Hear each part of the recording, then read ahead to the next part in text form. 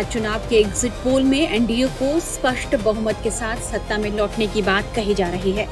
JVC exit poll के अनुसार महागठबंधन सत्ता हासिल करने में एक बार फिर से पिछड़ गया। वहीं प्रशांत किशोर को भी झटका लगा है। सीमांचल और तिरहुत में एनडीए और महागठबंधन को कितनी सीटें मिल रही हैं, ये देखिए। सबसे पहले हम तिरहुत रीजन के आंकड़े से शुरुआत करते हैं और तिरहुत रीजन का आंकड़ा क्या कहता है जरा देखिए।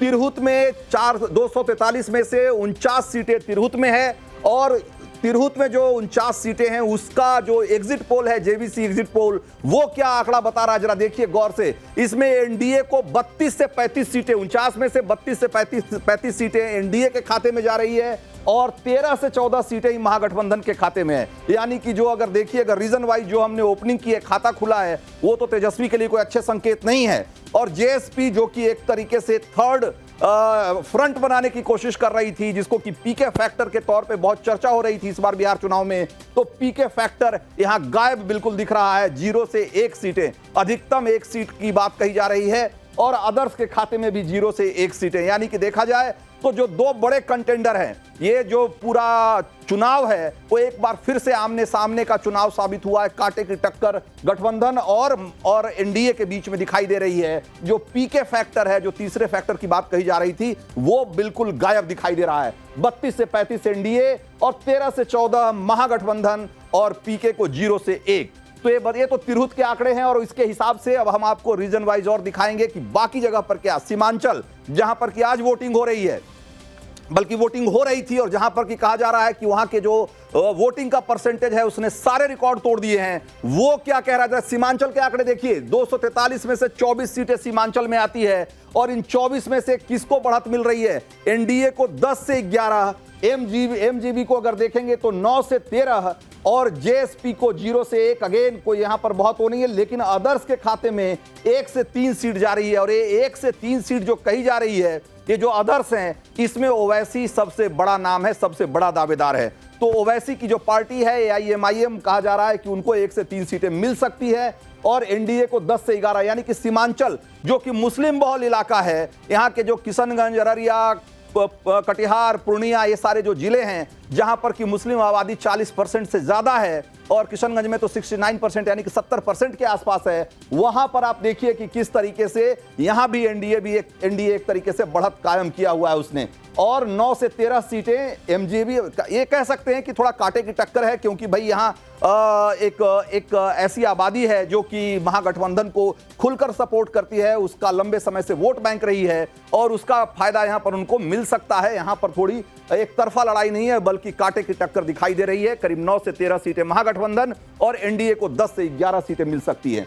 तो ये तो हो गया सीमांचल और तिरहुत का आंकड़ा। अब जरा मिथिला की बारी है। मिथिला में भी आज वोटिंग हो रही है और मिथिला जहां पर के जिसके बारे में रंजीता कह रही थी कि माछ और मखाना यहां का बहुत प्रसिद्ध है, और क्या क्या इस बार आंकड़े वहां के क्या बता रहे हैं जरा देखिए। 243 में से 42 सीटें जो है वो मिथिला के रीजन के अंतर्गत आती है और इन 42 में से आंकड़ा क्या कहता है, 31 से 32। बहुत जबरदस्त अगर देखा जाए तो मिथिला में जबरदस्त बढ़त मिल रही है एनडीए को। 31 से 32 सीटें 42 में से, यानी कि देखिए कि 42 में से अगर 32 सीटें मिल रही है तो फिर बाकी के खाते में क्या ही जा रहा है। 10 से 11 सीटें महागठबंधन को और जेएसपी जो कि यहां बहुत जोर लगा रही थी उसको 0 और अदर्स के खाते में भी 0। यानी कि यहां पर कोई तीसरा फैक्टर नहीं है, सीधे सीधे मुकाबला तेजस्वी की पार्टी या यूं कहे कि तेजस्वी के गठबंधन में और नीतीश कुमार की अगुवाई में जो एनडीए का गठबंधन है उसके बीच में है। और उस हिसाब से आप देखिए तो 31 से 32 सीटें एनडीए को और 10 से 11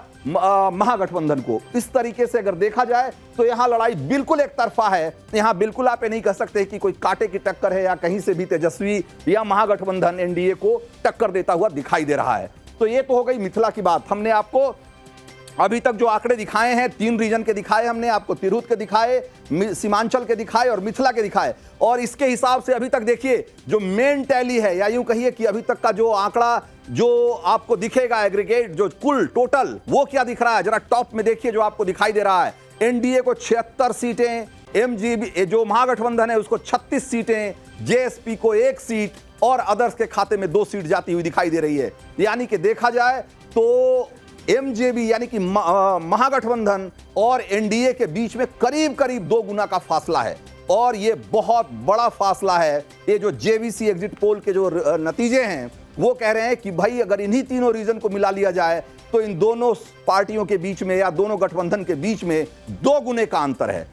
महागठबंधन को 36 और एनडीए को 76। चलिए अब आगे कुछ देखते हैं। अब अगले कुछ रीजन की तरफ बढ़ते हैं और आपको दिखाते हैं कि बिहार में जो मगध है, मगध एक बहुत बड़ा इलाका है और इसके बारे में कहा जाता है कि ये तेजस्वी यानी कि महागठबंधन का एक तरीके से स्ट्रांग होल्ड रहा है लंबे समय से। यहां 50 सीटें हैं, 243 में से 50 सीटें मगध में आती है। और मगध में क्या दिखा रहा है आंकड़ा, यहां देखिए 21 से 27 सीट एनडीए को और 23 से 29 सीट महागठबंधन को। और जैसा कि मैंने कहा कि ये तेजस्वी का थोड़ा स्ट्रांग होल्ड है, जो गया और जहानाबाद या इस नवादा इस तरह के जो इलाके हैं, जो जिले हैं, वहां पर महागठबंधन या आरजेडी या कांग्रेस की जैसी पार्टियां जो है बेहतर प्रदर्शन करती रही हैं।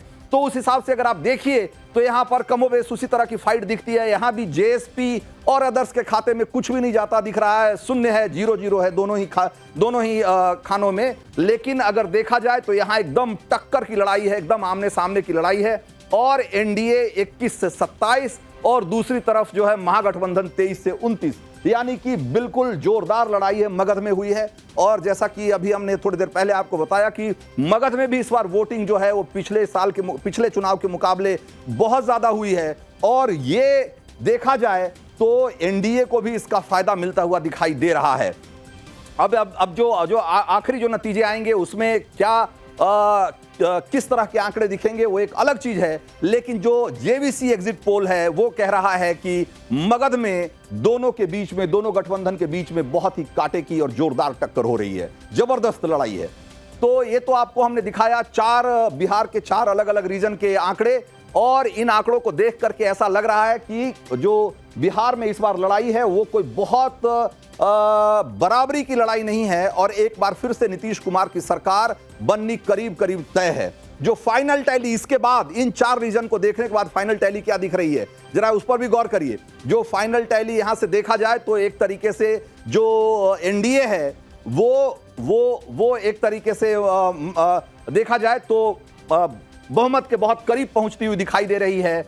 और ये मगध के बाद जो लड़ाई है, जो कि देखा जाए तो ये वो इलाका है जहां पर कि यादवों की संख्या, मुसलमानों की संख्या अगर बहुत ज़्यादा नहीं तो इतनी ज़रूर है कि वहां पर बहुत सारी सीटों पर निर्णायक भूमिका अदा करते हैं।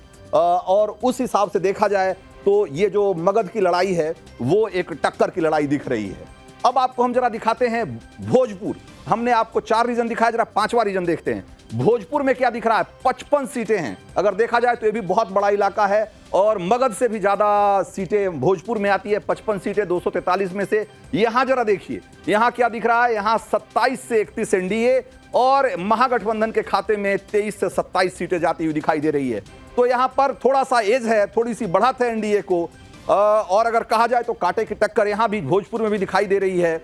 और 23 से 27 और 27 से 31, तो देखा जाए तो थोड़ा बढ़त है, बहुत ज्यादा नहीं कहेंगे। लेकिन यह बढ़त जिस तरीके से बाकी के 3-4 रीजन में एनडीए ने ठीक ठाक बढ़त पहले ही बना रखी है, उस हिसाब से अगर देखें तो एनडीए एकदम से देखा जाए तो बहुमत को यहां से एक तरीके से वो पार कर ले रहा है। और आपको जो हम फाइनल टैली है वो आपको दिखाएंगे और उसके बाद आप इस बात का अंदाजा लगा पाएंगे कि किस तरीके से इस बार जो बिहार की लड़ाई है वो एक बार फिर से नीतीश कुमार की तरफ जाती हुई दिखाई दे रही है। और एग्जिट पोल के आंकड़ों में तो कम से कम नीतीश कुमार की सरकार एक बार दोबारा बनती हुई दिखाई दे रही है। और जरा देखिए इसके बाद ये जो हमने आपको 5वां रीजन दिखाया, इसके बाद जो नीतीश कुमार की सरकार है, कम से कम एग्जिट पोल के आंकड़े कहते हैं कि उनकी सरकार बननी तय है। और उसके हिसाब से एनडीए को 129 सीटें एनडीए को मिल रही है और महागठबंधन को सिर्फ 86 सीट मिल रही है। जेएसपी जो कि जन सुराज पार्टी है, जो कि पीके बहुत ताकत से इस जंग को लड़ रहे थे और उन्होंने ये साबित करने की कोशिश की कि इस बार के चुनाव में एक तीसरा फैक्टर भी होगा, पीके फैक्टर। वो फैक्टर बहुत काम करता हुआ दिखाई नहीं दे रहा है।